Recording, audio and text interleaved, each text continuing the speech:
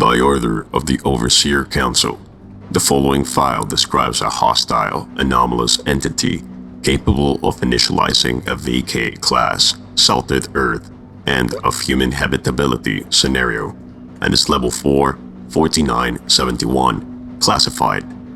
Unauthorized access is forbidden. Item number 4971. Level 4, Secret. Containment class, Esoteric.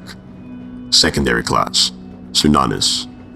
Disruption class, Eki. Risk class, Danger. Special containment procedures. The entirety of the Southwood Park Mall has been closed and all entrances have been barricaded.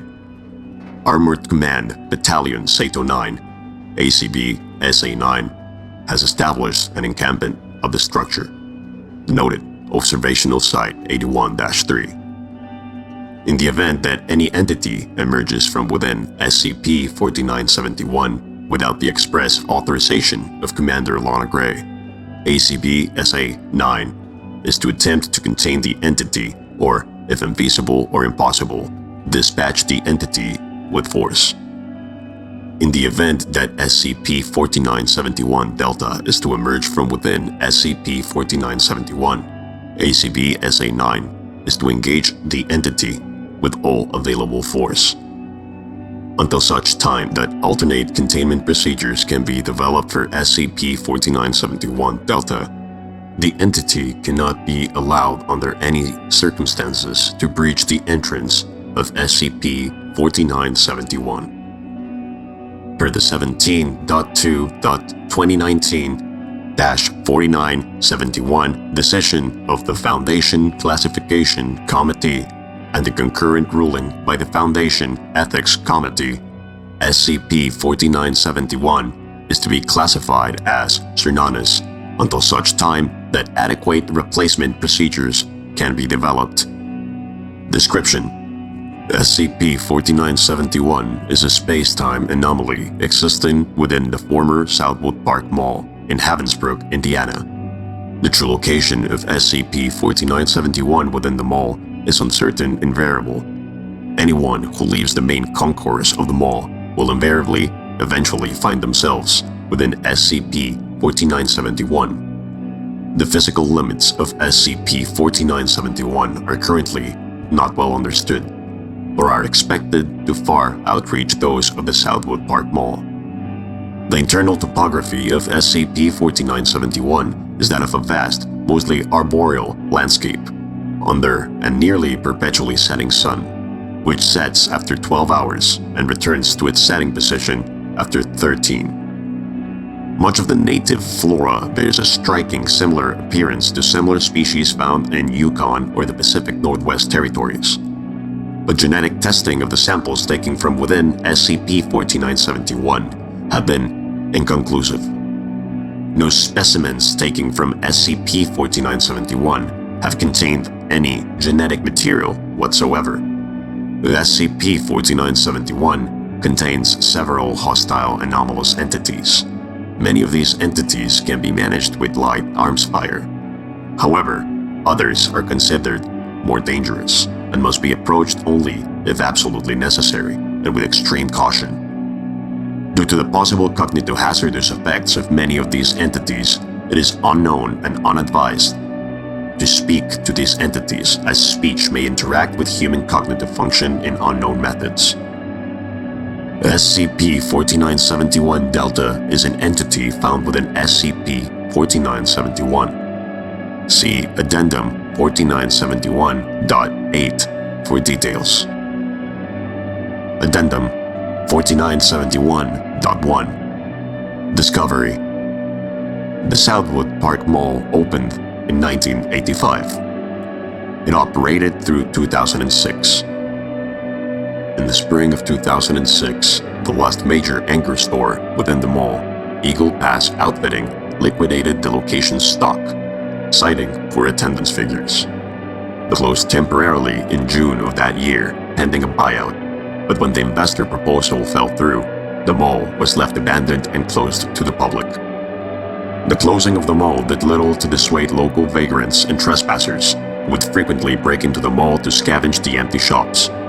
On one occasion, local police received calls that teenagers who had entered the mall through a locked service door were performing satanic rituals within. However, investigators were unable to ascertain proof of anything other than a break-in. On February 12, 2007, police responded to another report of a break-in, though eyewitnesses also described hearing screams and unnatural sounds coming from within the structure of the mall. The first officers to respond to the scene were unable to locate the trespassers, a large group of people whom had been caught attempting to break in the mall at an earlier date. Extensive searching of the mall revealed SCP-4971, which was brought to the attention of containment teams at Site 81 by Foundation assets embedded in local authorities.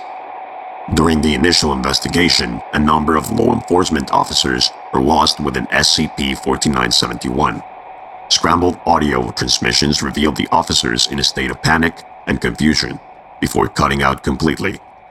Further attempts to communicate with the officers were unsuccessful. Addendum 4971.2 Internal Memos.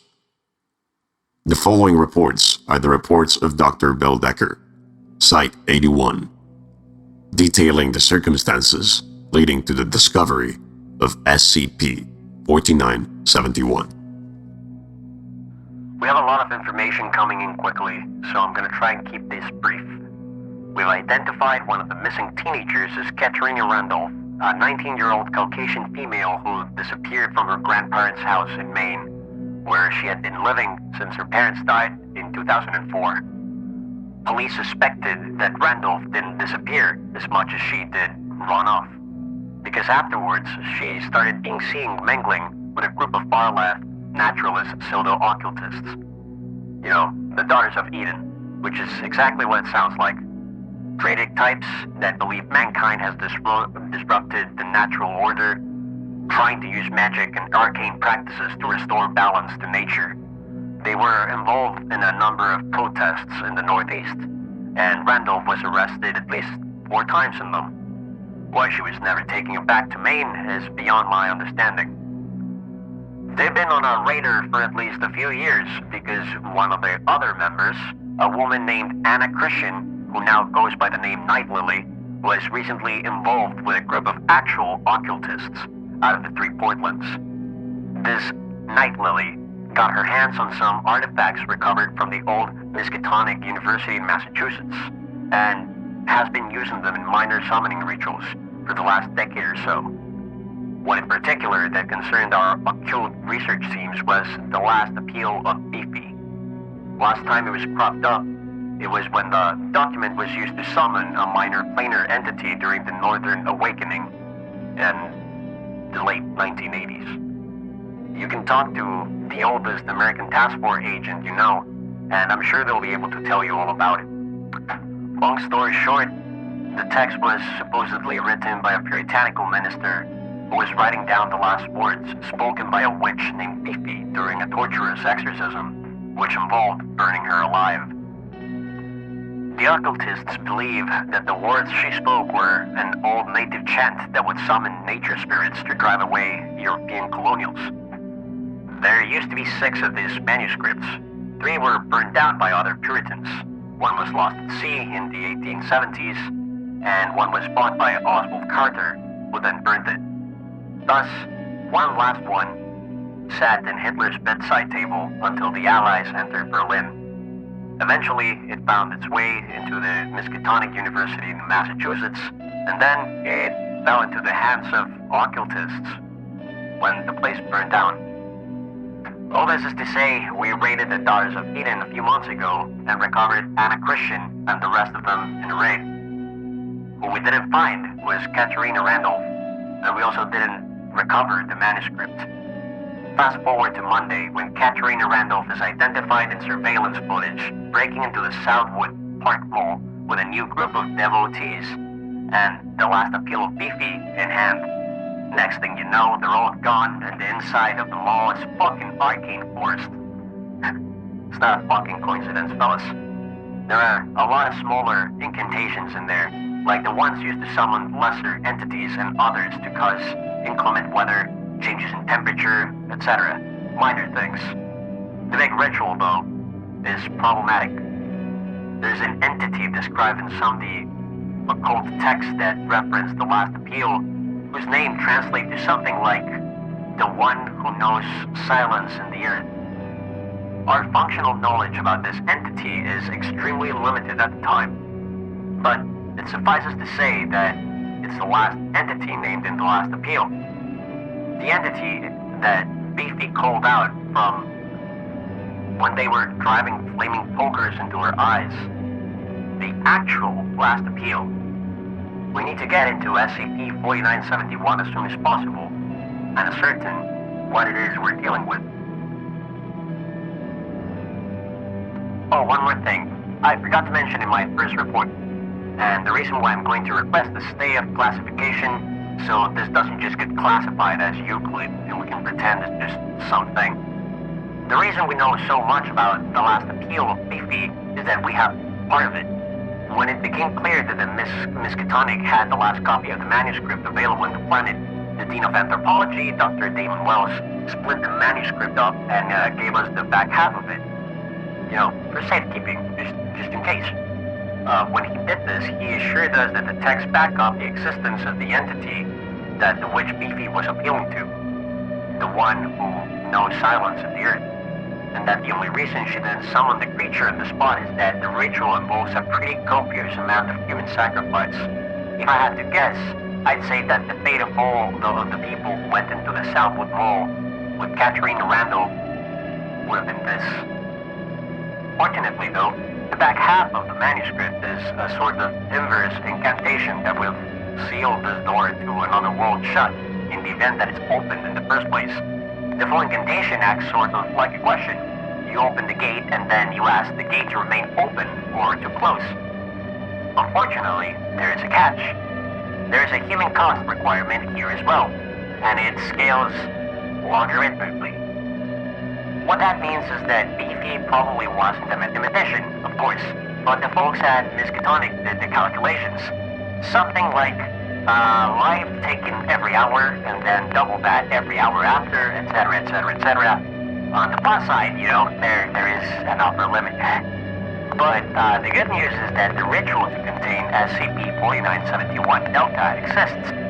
The bad news is that we've reached the upper limit around 4 hours ago. And the upper limit, and I quote, is every human heart that has not yet known silence. That's where we're at. We can contain SCP-4971 so long as we're all right with the ritual sacrifice of every living human on this planet. So it goes without saying that we're gonna continue working on this one, fellas. So I'll keep you updated. Addendum 4971.3. The following document pertains to the classification/ethics committee joint ruling on SCP-4971. Ethics Committee ruling. In determining the matter of SCP-4971, it is prescient to assess what is and is not truly knowable. While the Foundation has long and storied history of interactions with the arcane and occult, the history is fraught with misinformation and falsehoods, both regarding the nature of the arcane as we understand it, and also the intentions of those who claim to interact with it. It is no secret that there is true, inexplicable power in this world. Whether that power is claimed to be derived from otherworldly, extra-dimensional, or otherwise distant sources makes no difference in deciding the seriousness with which it should be contained. For every arcane interaction, two questions must be asked. Is the power able to affect the world in any meaningful way? And does the power have controls or limits? The first question's affirmative necessities are a response to the second on the Foundation's behalf. In order to maintain the status of normalcy as determined by the Overseer Council, sufficiently influential arcane powers must be met, with any and all appropriate measures to contain that power. However, in the case of SCP-4971, we have determined that the containment procedures provided by our Occult research divisions are either insufficient to contain SCP-4971 Delta should it reveal itself, or completely unacceptable in maintaining normalcy in a sufficiently ethical manner. The nature of the available procedures necessitates a loss of human life that is not currently acceptable given the current conditions of the anomaly. In short, this committee cannot accept the containment procedures as provided by the Occult Research Division and will submit this ruling to the Classification Committee for their review. Dr. Jeremiah Simmerin, Foundation Ethics Committee Head. Vote to accept SCP-4971 Containment Procedures Proposal. Votes in favor. Votes against. J. Simirin, H. Arnold, L. Kim, J. Jackson, E. Wilder, P. Van Pierce, K. Kingsley. Motion is declared lost. Classification Committee ruling. The ruling of the Ethics Committee creates a unique scenario when classifying SCP-4971. As determined by the Occult Research Division, there are extant containment procedures which would significantly contain SCP-4971 permanently. However, the Ethics Committee ruling precludes our ability to enact those containment procedures. After consultation with the Occult Research Division, it has also been noted that there is no secondary procedure available that will sufficiently contain SCP-4971. As a result, we have decided to circumvent the dilemma with the establishment of the Cernanus class, an esoteric containment classification. The full requirements as such will be available in the next revision of the Classification Handbook. But in short, the class will exist as a stopgap between entities that have a functional containment procedure available that, due to the nature of those containment procedures, prevent the Foundation from carrying them out. The focus of SCP-4971's ongoing containment will be mitigation, research, and an effort to devise alternate containment procedures given the information available in order to move SCP-4971 out of an esoteric containment class into a stable containment class, such as the proposed Occult class. Director J. Kaktus, Foundation Classification Committee. Vote to establish Cernanus class. Votes in favor: J. Kaktus, S. Alexander, C. Eister, A. Deckard, B. Humphrey, J. R. Snedden, M. Prince, M. Bridges, J. Sidney. Votes against: T. Paxton, A. Desai. Motion considered passed. Vote to promote SCP-4971 to Cernanus class. Votes in favor: J. Kaktus, S. Alexander, C. Eister, A. Deckard, B. Humphrey, J. I. Snedden, M. Prince, M. Bridges, J. Sidney, T. Paxton. Votes against: A. Desai. Motion considered passed. Addendum 4971.4 Goddess of Eden Manifesto excerpt. Note: the following is an excerpt of a document recovered during a raid on the former living quarters of Katerina Randolph, which had been the de facto gathering location for the Daughters of Eden occultist group. Daughters of Gaia, we, Daughters of Eden, we have persisted through the many millennia, bound to the subservience of fell will. Our tears have been used to water these fields of the industry, and our wombs have been robbed from us to perpetuate the patriarchal abomination that has taken this bountiful world, this great blessing that Mother Gaia offered us, without a cost, and it turned into fuel for the engines of war, of bloodshed, and of slavery. We have been used like cattle, To breathe a new generation of the same machinery that has been upturned into a field and a forest and buried the wretched poor beneath the concrete foundations of this alleged new world. It is no new world of mine. It is no new world of ours. We reject it. Gaia, our mother, cries out for reprieve, and in her own voice we will answer.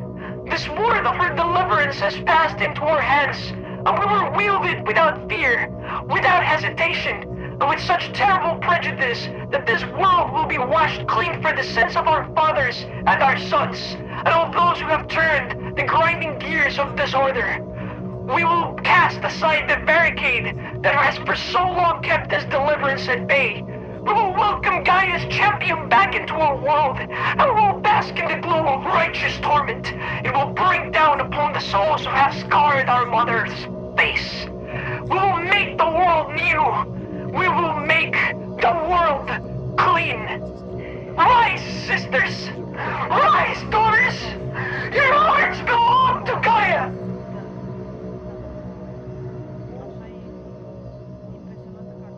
(4971.5) Initial Site Exploration.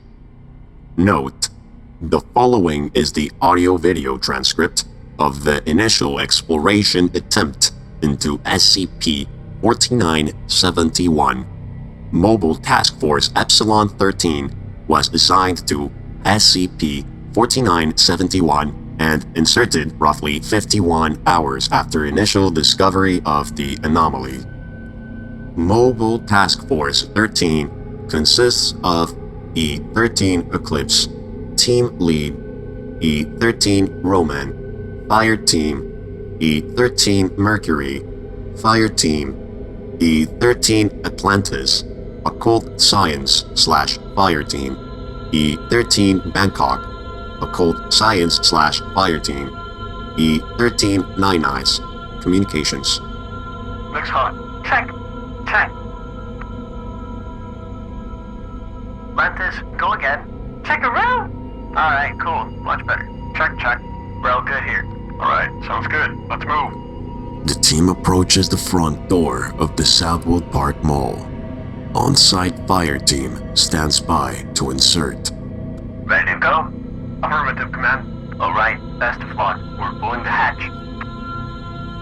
The steel enclosure over the door to the mall slowly slides out of place. Command, how's activity today? Light today.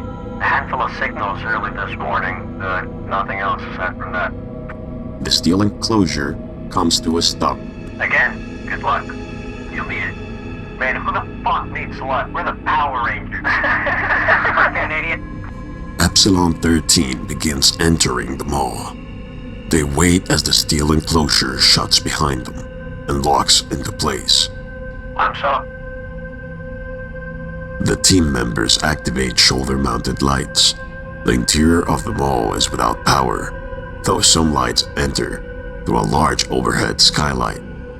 Due to overcast weather, this light is minimal. Alright, let's move.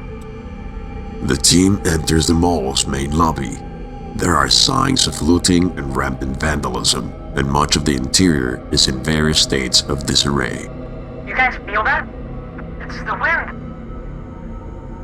It smells strange. Yes, it does. The air in here is breathable, but it's not pleasant. Don't hesitate to hit your oxygen if you begin feeling anything. The team proceeds down the nearest hallway, passing several small stores. They reach a larger area that was previously spanned by a large glass skywalk, which has now collapsed onto the floor. I doubt the vandals did that. Doesn't seem like they did, no. I imagine that was probably caused by the same things they're tipping in here with that big slab over the front door. We... Check. Disturbances.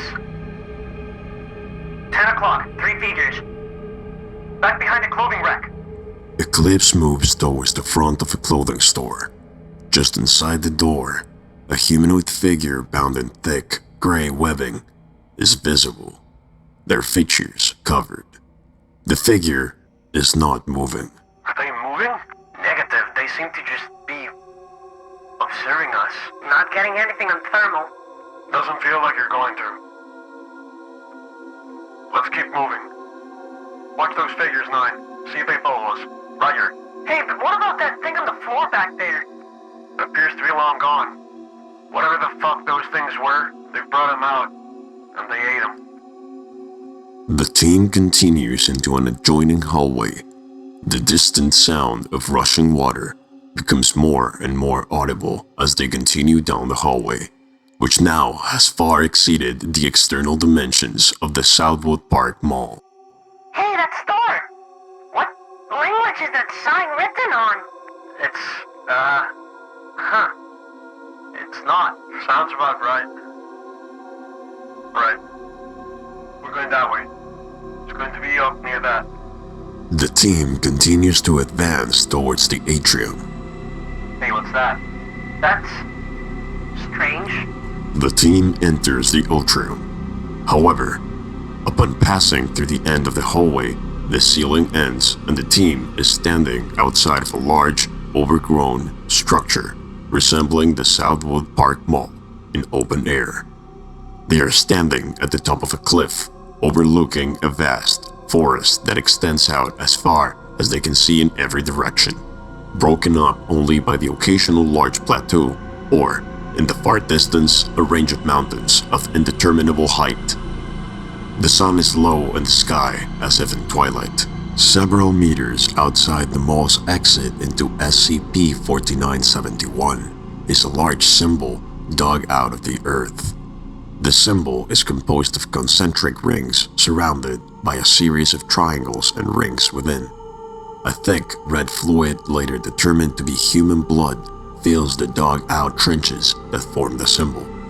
At the center of the symbol is blackened earth and the remains of fire, beneath which lie the charred remains of an indeterminate hoof animal. Several small glass vials are shattered on the ground nearby.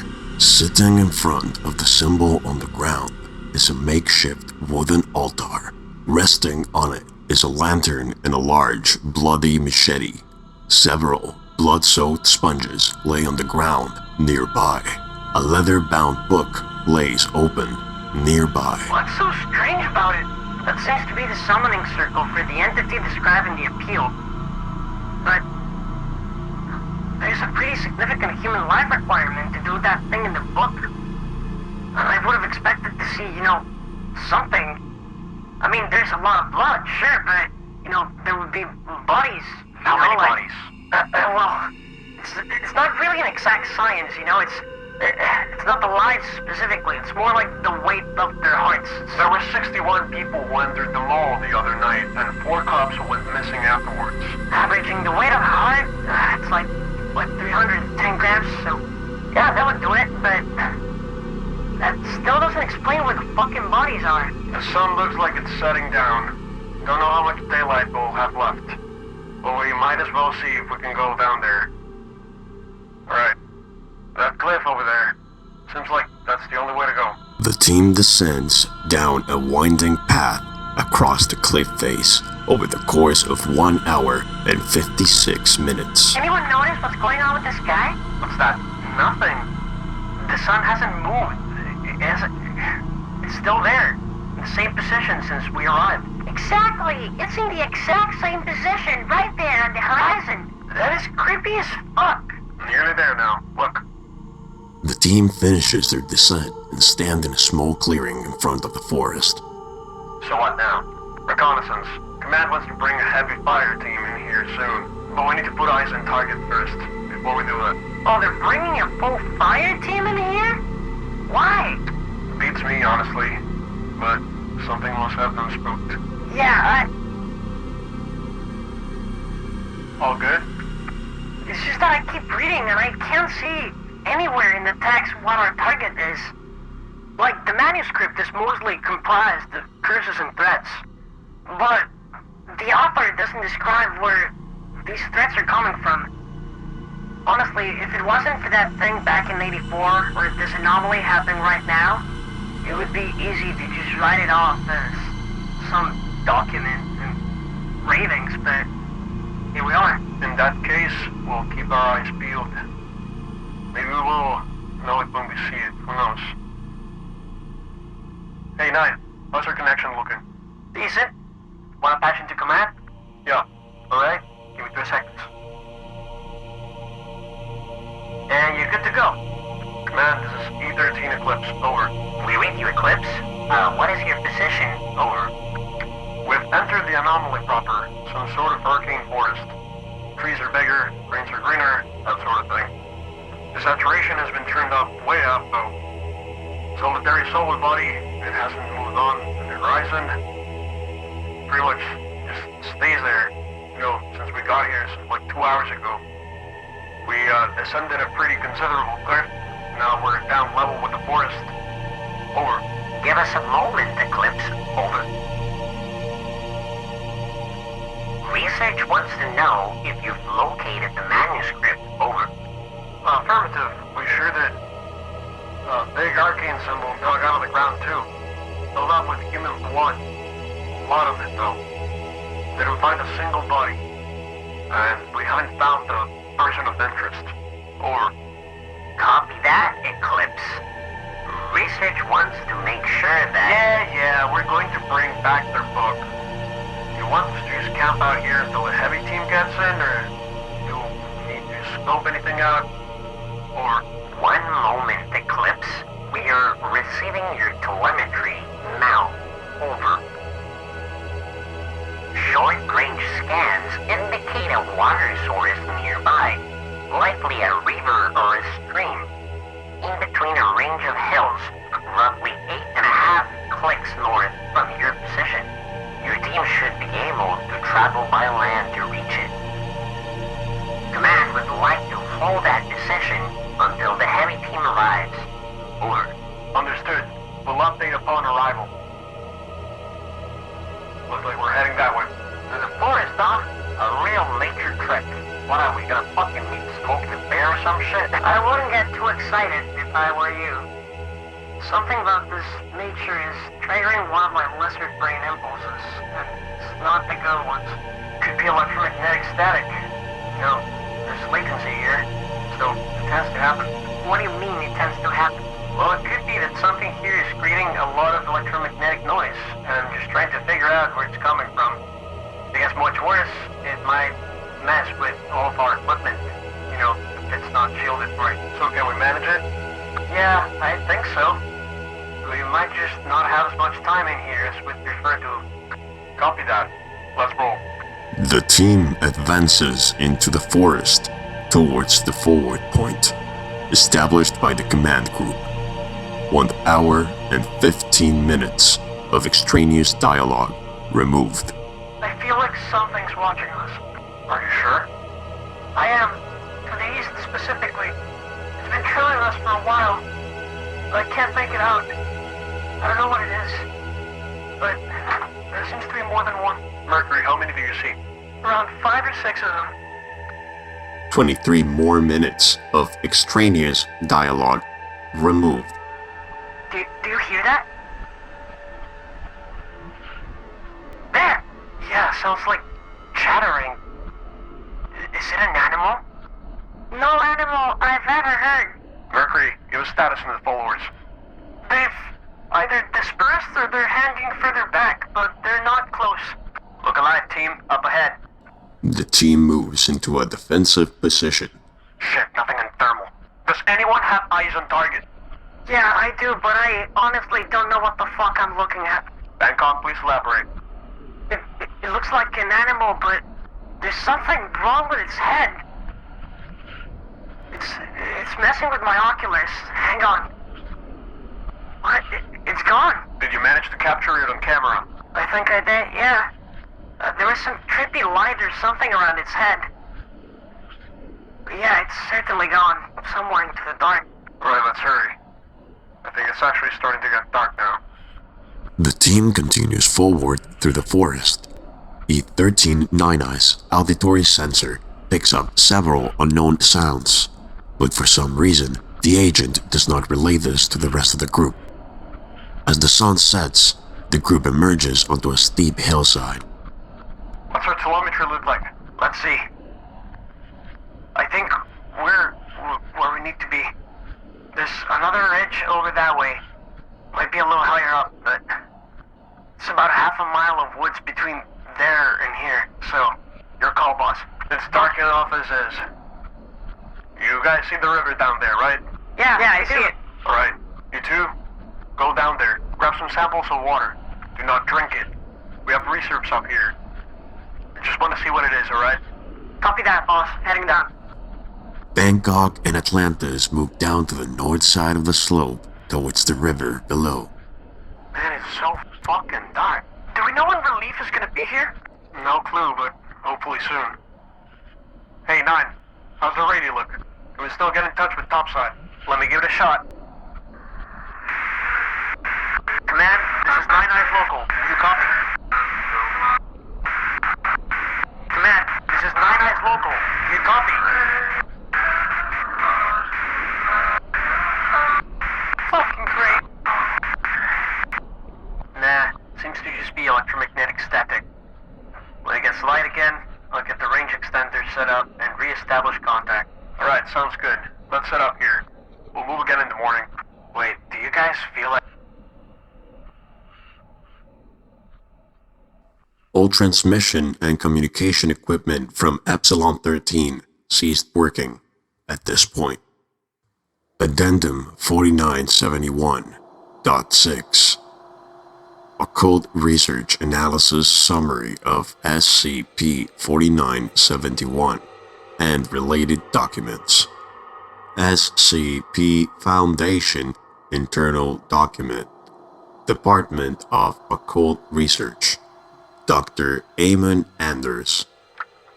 Attached is a report detailing the occult characteristics of the SCP-4971 anomaly. SCP-4971 is, in short, a delineated, fixed, unshrouded space-time abnormality existing within the Southwood Park Mall. This anomaly is consistent with other anomalies of its type. It has specific boundaries, it is unmoving, and is not somehow concealed by itself or by other space-time anomalies such as those we identify as ways or passage. However, SCP-4971 is distinct in several ways. Specifically, it is far and away the largest such anomaly ever documented, with an estimated interior volume of over 400,000 cubic meters, not including the extraspatial area on the other side of the anomaly, where the Arborel region resides. Like many such anomalies, SCP-4971 is believed to be maintained by an external energy source. Due to the arcane rituals involved in the creation of SCP-4971, it is likely that this source, unlike others like it, is a being of considerable power. The primary text associated with SCP-4971, The Last Appeal of Biffy, details a desperate cry for the annihilation of one's aggressors. However, the text does not name this annihilative force specifically, but does serve characteristics of this. The characteristics paint a picture of a force or entity that bears some likeness to this world and will aim to remake it in a way that rids, at least in its own view, of its unnatural conquest. This entity or force is also associated with a symbol, one that Beefy is described as craving into her own chest as she died. A series of circles and triangles called the Volksen Eye. This Volksen Eye is found elsewhere in documents recovered from ancient Druidic ruins in southern Britain. These documents, many of which were burned during the Roman conquest of the island, describe the eye as a sort of focus, a lens through which power can be channeled to move nature into action. This was described as a calling upon Gaia. A small crystal and metal versions of the Volksen Eye have been found in ancient cache of the pre-Roman artifacts, likely from when they were used in pagan ceremonies, like the one that I 4971. The last text that describes the Volksanai is another recovered from the Miskatonic University called Porter's Writings on Arcane Beasts. The text describes a number of creatures supposedly encountered by the Victorian-aged cryptozoologist Edward Porter, and includes references to several other SCPs, including SCP-966 and SCP-1013. In this text, the author writes, "It is no surprise, then, that those ancient people feared that these trees more than anything else. The ancient people, probably referencing an unknown prehistoric North American civilization. These people feared the trees, as the trees brought them both great bounty, but also great terror. At night, they would be stalked by wolves and great cats, and on the nights of full moon, they would make sacrifices to the true god of those tall trees. They named him the one who knows silence in the earth, and it is said that through the forest and frosted mountains of the north, he would emerge to take payment in human hearts for the protection of the tribe. It is heavily implied that this being could not be gazed upon directly for fear of death, and that only through a Volksan eye could its magnificence be understood. While the true nature of this entity continues to elude us, more information becomes available every day. North American occult traditions, which traces its ancestry back to early Native and colonial American druids and witches, is apparently keenly familiar with this entity specifically. My own contacts in many of these circles describes the name of the entity as something of a taboo, a line which should not be crossed. The account of Beefy is regarded as a tragedy, but her utterance of the curses that codify the incantation required to gather this entity's attention is considered by many to have been dangerous and foolish. Some have even argued that Beefy was mistaken, and she was attempting to contact the wrong entity entirely. Regardless, it changes nothing. Even in the face of impending death, his own demise is not considered distance enough from this entity to escape whatever fate lies beyond that meeting. Addendum 4971.7 Site Exploration. Note: the following is the transcript of audio-video logs gathered by members of Mobile Task Force Iota-44 Gangbusters, who were inserted into SCP-4971 18 hours after the Epsilon-13 team to join them in setting up a forward position. Secure document. Audio-visual transcript. Iota-44 consists of I-44 Horizon, Team Lead, I-44 Vestige, Heavy Fire, I-44 Kato, Heavy Fire, I-44 Carrier, Heavy Fire, I-44 Ashen, Heavy Fire, I-44 Wild, Heavy Fire, I-44 Aleppo, Communications. Command, this is Horizon. We're in the Anomaly proper. You copy us? Over. We hear you, Horizon. We've lost radio contact with the Epsilon-13 team, but their personnel locators are still active and transmitting. They were setting up a forward position on a nearby ridge. We need you to head there. Investigate as to the origins of the interference which is causing broadcasting issues. So if you lose contact with us, you will need to set up your long-range transmitter. Sounds good. Horizon out. Alright, we're rolling. Iota-44 team descends the cliff face down to the forest floor below. The team advances into the forest with little effort. The sun has returned to its setting position. It's so quiet. I know. It's giving me the creeps. Horizon, I'm picking up something. What is it? It's faint, I think it's like someone singing. It's broadcasting over our comms frequency. Right, push it so we can hear it.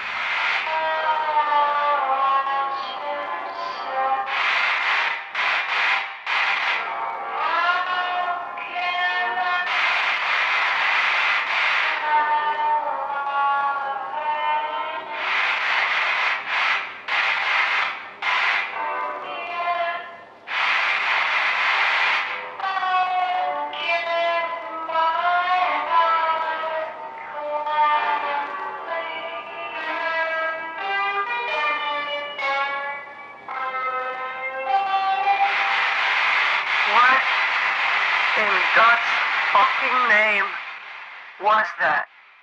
Hang on, something else is coming. There, in the woods. Look. They're here too! Form up, squad! Get over here! Come on, move! The team moves quickly forward, and the sounds of foliage being disrupted become evident as many figures move through the darkness of the forest.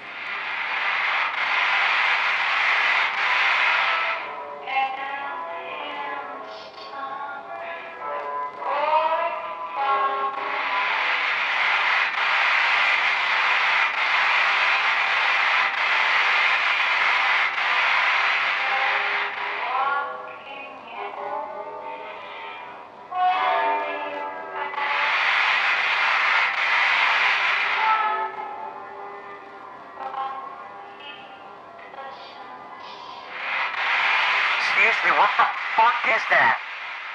Oh fuck, look! Up there, in the sky! Something above the team illuminates the area briefly, but none of the personnel cameras capture it before it disappears. The team stops suddenly as Horizon holds them back.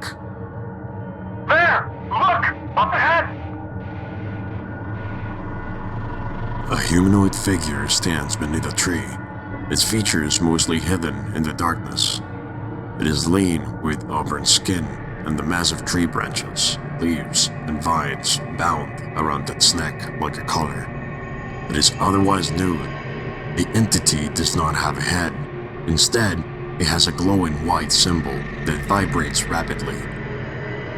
As soon as this symbol comes on screen, all video recorders begin to show signs of heavy distortion.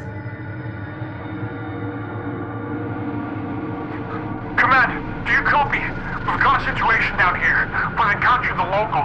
How would you like us to proceed? Over. There's no response. It's just that same singing. We're jammed. God fucking damn it. Alright. Everybody, form up on me. Hello? Do you understand me? Do you know what I'm saying?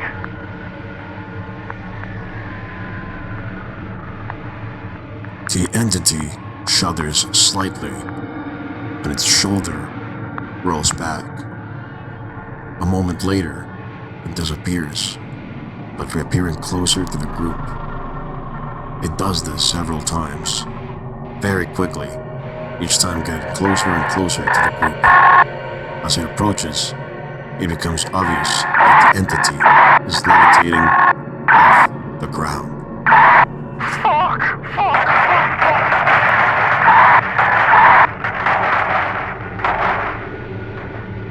Horizon, as do other members of the group, fire on the entity.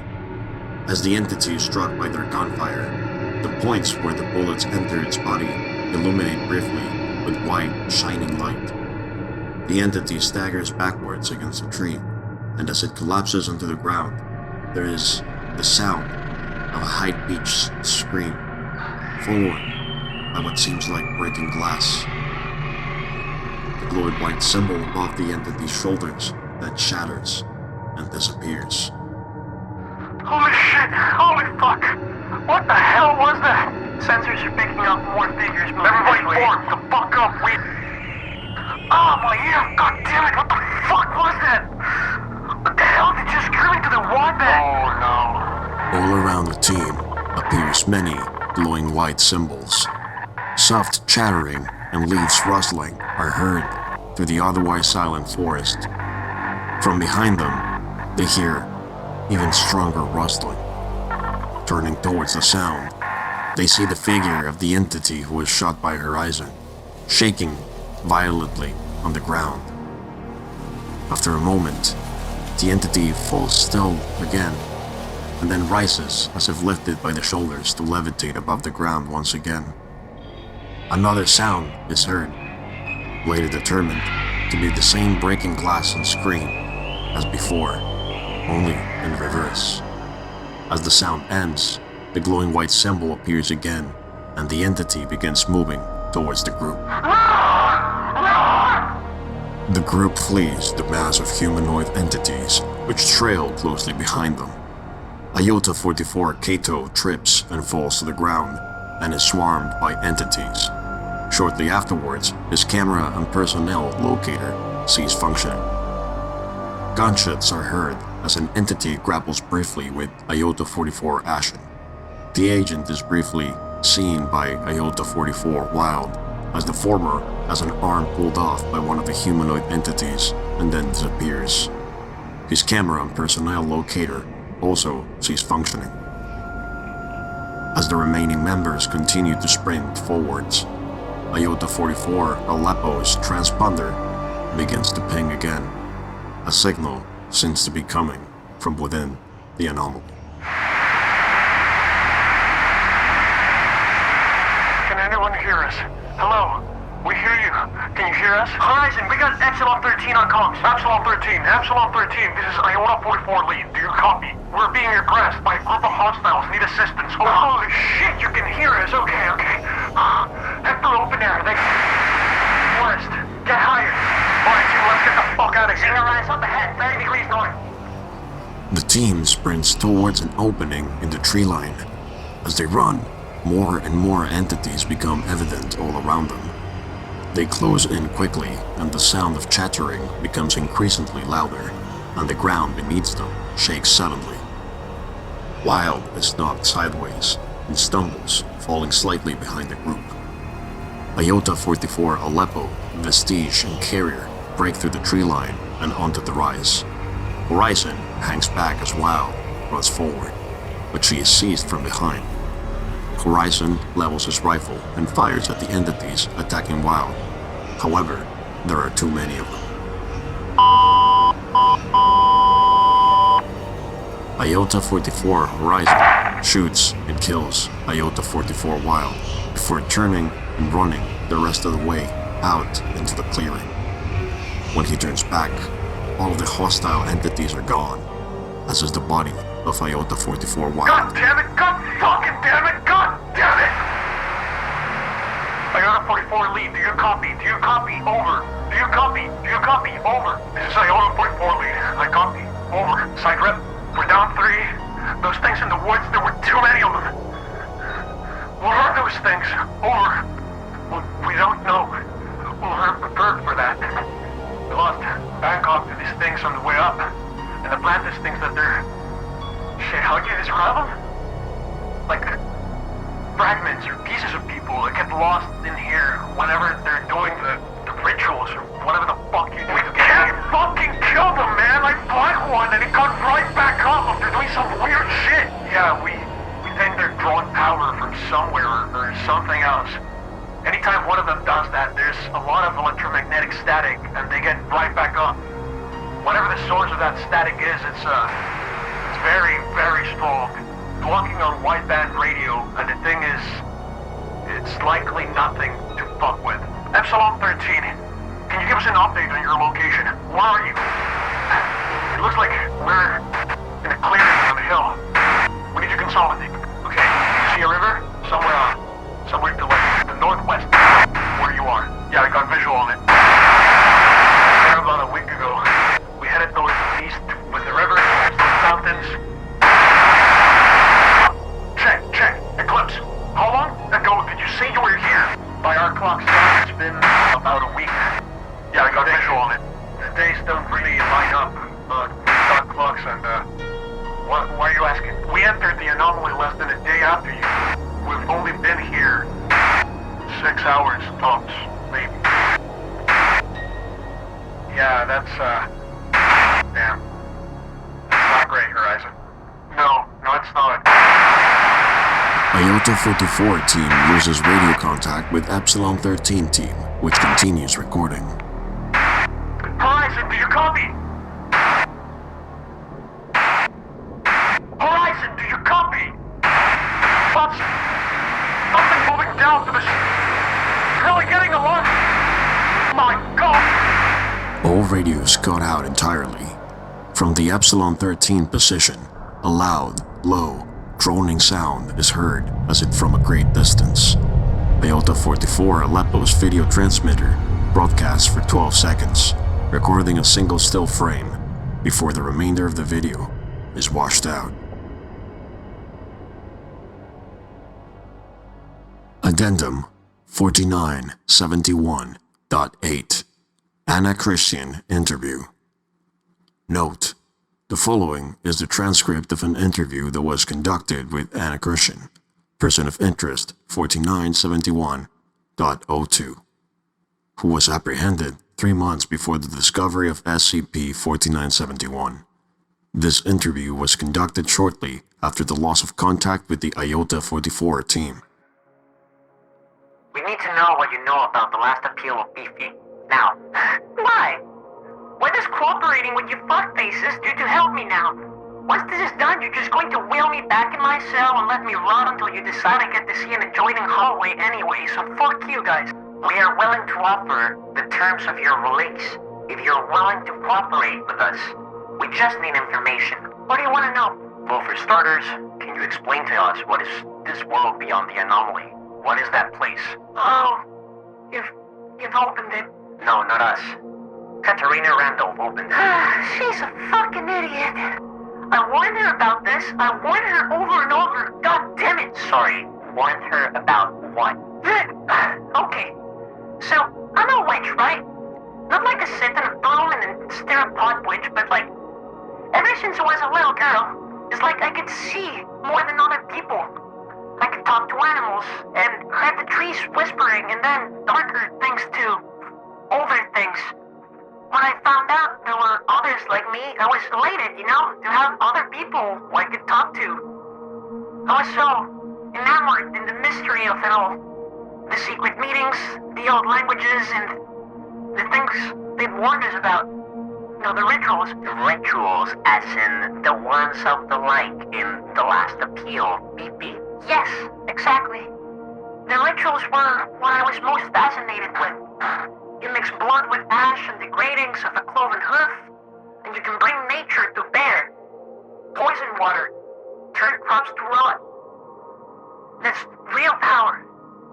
It's not power you own, but power you wield nonetheless. The book contains power, but it's not the kind that Katerina hoped it was. Can you elaborate on that? Katerina and her followers are eco-terrorists who masquerade as a coven. They don't understand cost and sacrifice. They're just out to save the fucking trees. No, it saddens me that at first I believed her, and I taught her many things. How to turn steel to rust in an instant to ruin the treads of a bulldozer, or how to turn the land to mud and bring locusts to run off the developers. However, it was never enough for her. She wanted bigger and more powerful things all the time. She would say, "We won't be finished until we can wipe the bile of men off Gaia's face." When I finally got my hands on the last appeal, I was just a kid like her. I thought I knew everything, but at least I had wise elders who taught me patience. In that patience, I learned everything I could learn about the appeal and the things that weren't described inside it. I learned that it was not what I thought it was. I learned that I'd been wrong. What did you initially think it was? Some kind of nature god? An appeal to Gaia? We all did, and Katerina did too. She didn't believe me, and assumed I was holding information from her because I was scared. And to be honest, I truly was scared, but not because I was worried she would bring forth Gaia's champion. I was scared because the one who knows silence in the earth isn't a nature god at all. It's a god of sacrifice, of blood. The world it resides in, the creatures that inhabit that place, they're all byproducts of sacrifices and rituals. They're sustained by them. The souls of humans, of plants, of animals, things far away and things very close. It takes those souls and it turns them into a newer, distorted form of life, into its own image. It will remake this world, but the world it creates will not be a world mankind can survive in. It would be like replacing the rivers and lakes with battery acid. How did we close the gate? You fucking can't. Not that she cared about that, but she was obsessed. She wanted to remake the world for Gaia, and the cost was far too high. So, is the entity within SCP-4971 killable? Kill it? Sorry, Doctor, but how do you kill a god? You can't kill it. Not with all the bombs and bullets in the universe. It is sustained by fucking rituals. Not just rituals involving goats and blood and all that shit you see on television. Smaller rituals. Smaller sacrifices. Made by everyday people. Things that seem so insignificant nobody would pay attention to them. Even those that your foundation performs to keep things contained. To keep these dark things away. That's how you would kill it. You stop performing every single ritual. You stop making sacrifices. And then the one who knows silence in the earth will completely vanish. Just like that. What you're asking of us is completely impossible and unfeasible. It would end the world several times over. Well, then you're out of luck. You can't kill it. That's it. You better pray to whatever other gods are still listening that this thing doesn't find a way to get out. Because the moment it crosses the gateway and it starts performing its own rituals, I swear it will not be satisfied just by hooves, ash, and blood. Addendum 4971.9 SCP-4971 Delta. Note: the following is the audio-video transcript of the recordings collected by Mobile Task Force Epsilon-13, Manifest Destiny. Secure document, audio-visual transcript. The remaining members of Epsilon-13 include Eclipse, Roman, Mercury, and Nine Eyes. Camera activates, facing Eclipse. He is clearly worn and emaciated. This is Eclipse. Transmitting for, fucking anyone who can hear us. We've been in here for 2 months now, and rations have all but run out. We can't eat anything in here. It burns your mouth. Even the plants. Water is kind of drinkable, but I think it's making us sick. My eyesight is starting to go, and, we lost Atlantis. So that's where we're at right now. We're up in the mountains and we found a place we can cross. We're going to go there, and we can see everything from up there. If you look right there, you see over the forest. Out there. It's just more fucking forests. As far as we can see, it's the only thing there is. The sun is always setting, and sometimes it gets dark. We sometimes see lights over the mountains, which is why we're going there.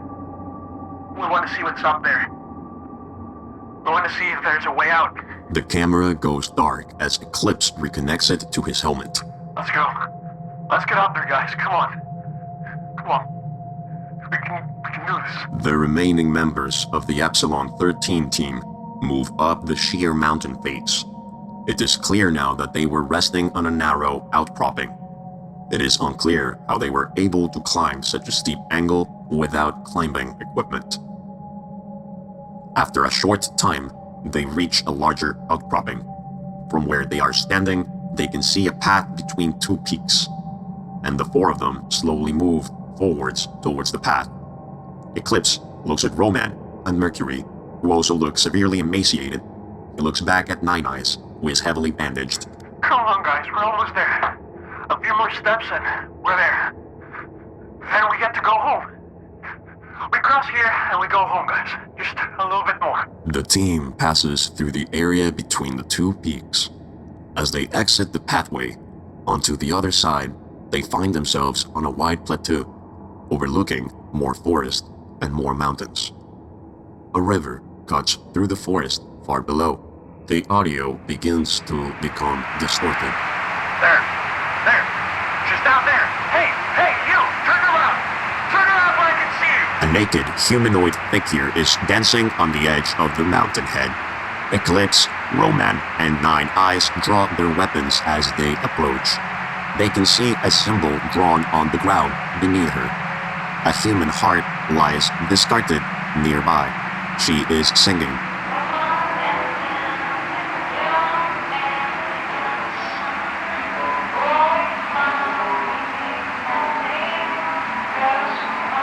On the ground! On the ground now! Get on the fucking ground! The naked woman turns to face the group, revealing herself to Katerina Randolph. She does not stop dancing nor singing. A large wound is visible on her chest.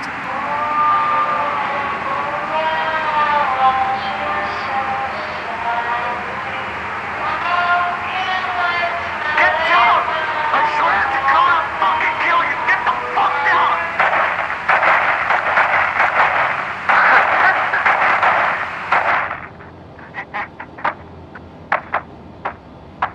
Fucking Christ, is that it? She dead?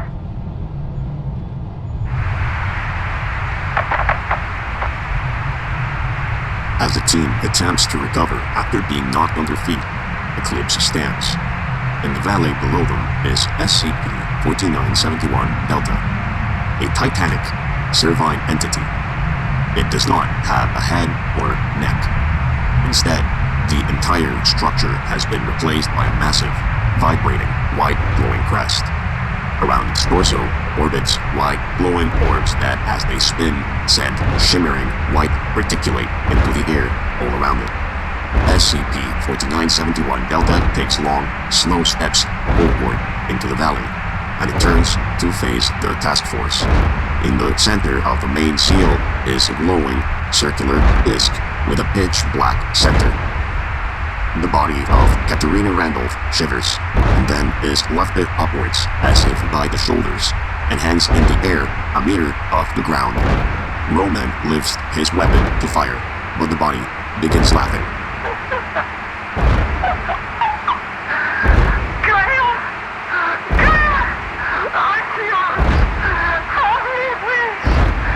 The body shakes and, following the same inverted scream as heard by the Iota-44 team, Katerina Randolph's head collapses into itself as a spinning white seal emerges from within it.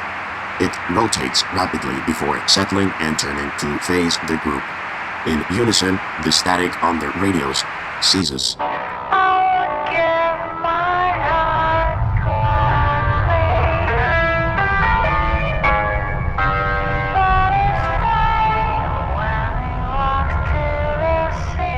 Eclipse, Roman, and Nine Eyes begin firing at Katerina Randolph, who begins to move away from them rapidly. The same low droning sound is heard as Epsilon 13 Mercury turns to flee. The moment before she passes into the pathway between the mountain peaks behind them, she turns to see Eclipse, Roman, and Nine Eyes suspended in the air as their hearts are violently pulled from their bodies by an unseen force. Epsilon 13 Mercury turns and runs away.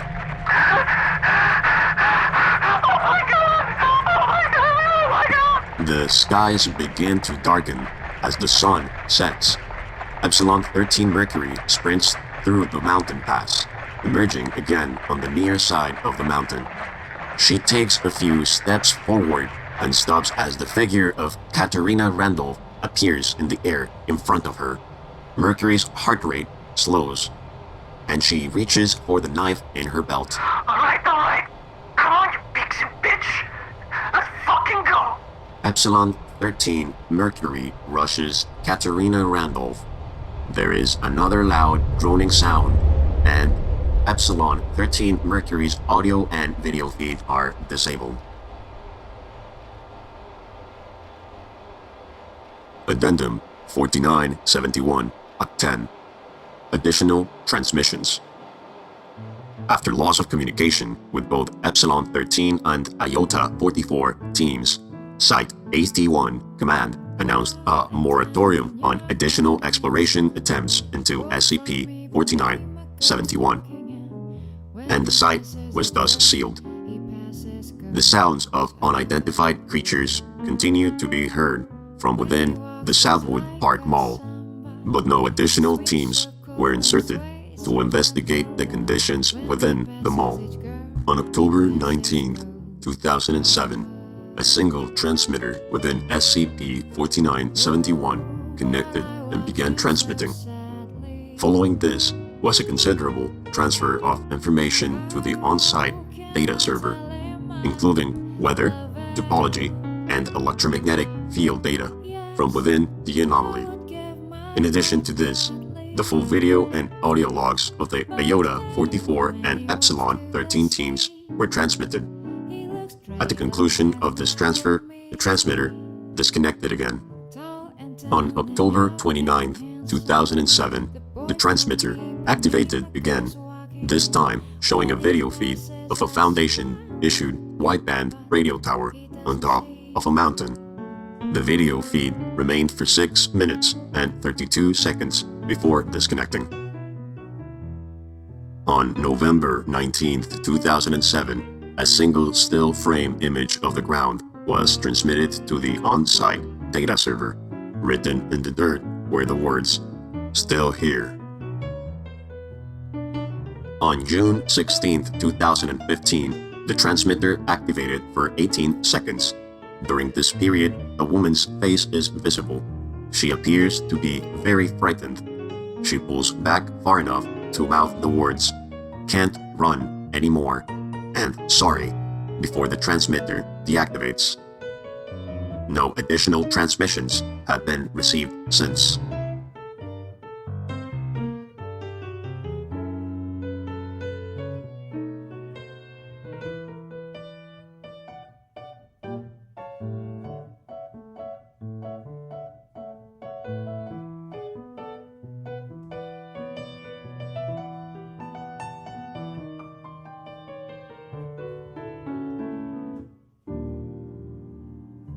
Darling, turning